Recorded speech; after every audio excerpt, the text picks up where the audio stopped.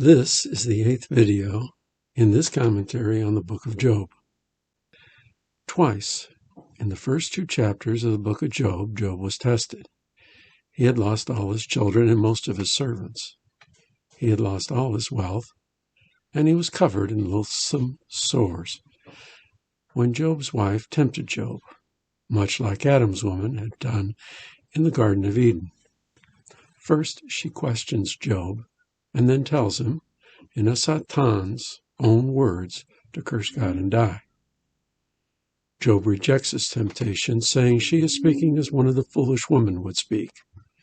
He continues, "Shall we receive good at the hand of God? And shall we not receive evil?"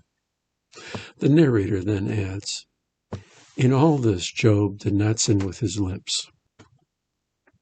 Some commentators have speculated the narrator was implying, while Job had not sinned with his lips, he had sin in his heart.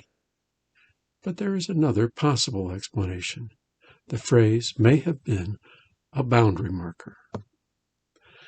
Satan had said Job would curse God to his face if the payments from God were discontinued, and what had already been paid was taken away.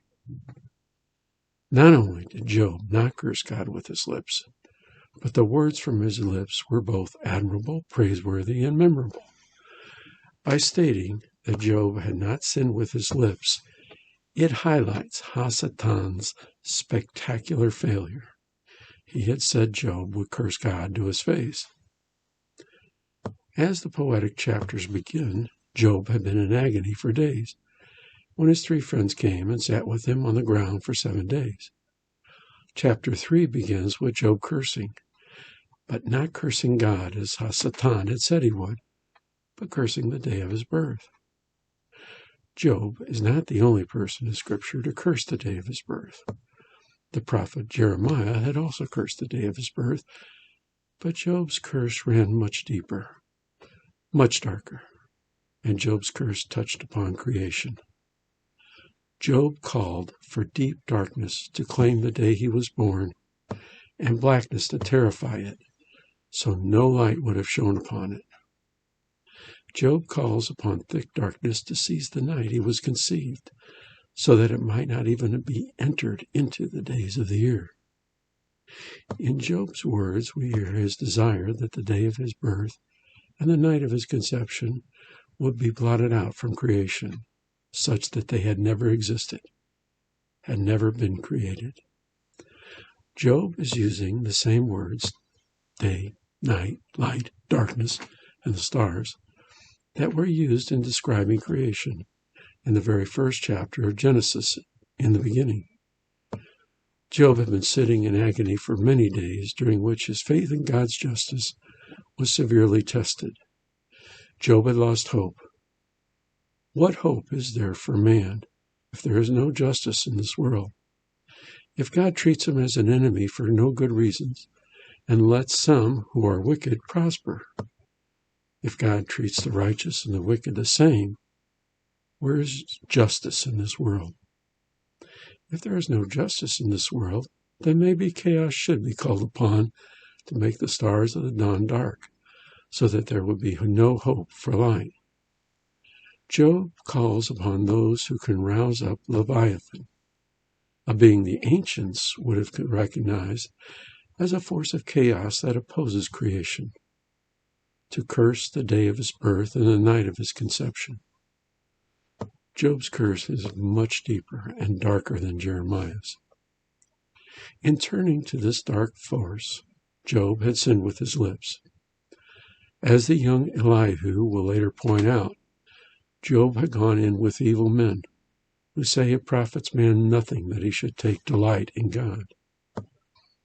Eliphaz begins his first discourse speaking of the spirit of contradiction, and presenting the spirit's temptation for Job to abandon his integrity so as to restore God's payments to Job. Job ignores this temptation and immediately expresses regret at his previous dark words.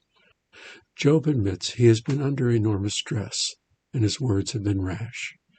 He has been speaking as one who is intoxicated. While Job repents of his dark words, The crisis of his hopelessness continues.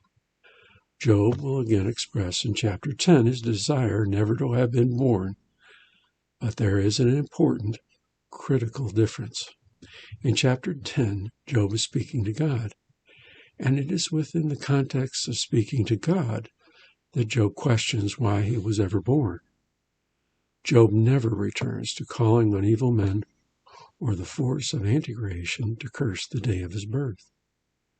Job wants to be left alone. His pain is unbearable, and he seeks a cessation of his pain, so he calls upon God to end it by ending his life.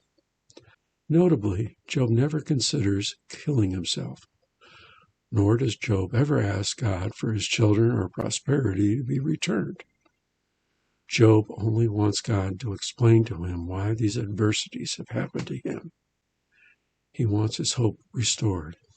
He no longer wants to call upon chaos to be the final answer. Instead, Job wants to understand why he suffered. Job wants his hope in God and God's creation to be restored.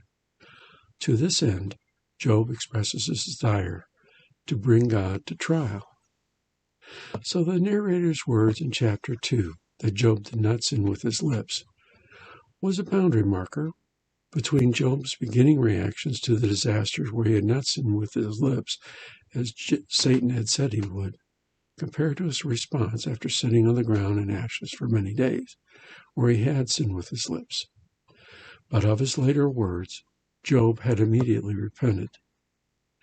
This marker will be important to keep in mind when understanding the rest of the book. The three friends will speak of Job as a sinner, as will the young Elihu. But there is a critical difference.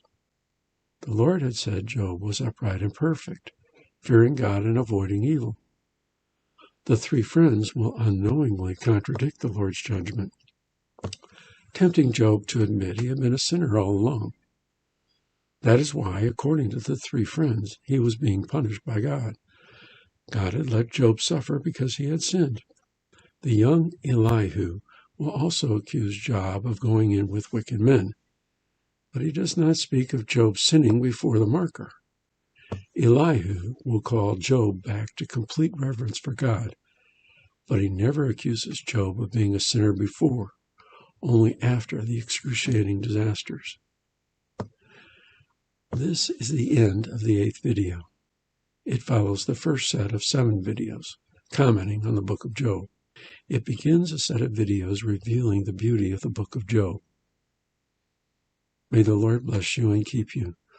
May his light shine upon you. For who is like God?